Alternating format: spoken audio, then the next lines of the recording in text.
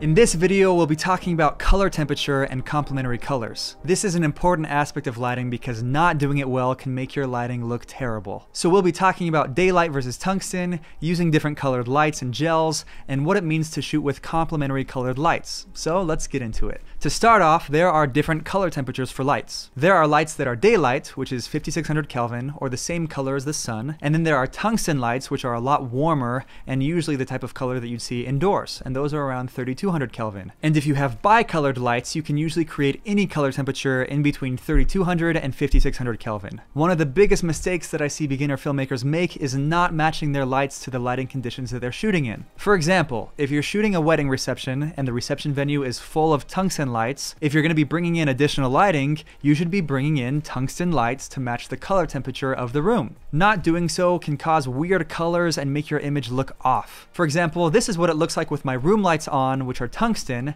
and as soon as I turn on my dome light, which is daylight, there are now two different color temperatures in the image and it looks kind of weird. But if I change the color temperature of my dome light to match the colors of the lights in the room and then adjust my white balance accordingly in camera, now you can see that all the colors match. Now, there are a few exceptions to this rule. For example, here's a lighting setup where my rim light is matching the same color temperature as my key light at 5600 Kelvin. But as an artistic choice, sometimes I like to adjust the color temperature of my rim light to make it warmer. And this is what it looks like with my key light being 5600 Kelvin or daylight and my rim light being 3200 Kelvin or tungsten. It's also sometimes tricky to film indoors because most houses with big windows have daylight coming in through the windows and then tungsten lights coming from the light bulbs inside the house. So if you have control over it, if there's light coming in through the windows, it's best to turn off the lights in the house and bring in lights that are daylight bulbs so that you can match the color temperature of the daylight coming in through the windows. Alright, now let's talk a little bit about complementary colors. Depending on what you're shooting, you may be shooting a scene that will require you to use gels which change the color of your light to whatever color the gel is. In this situation, you'd want to use complementary colors. You can do this by looking at a color wheel and using colors of the opposite side of the color wheel,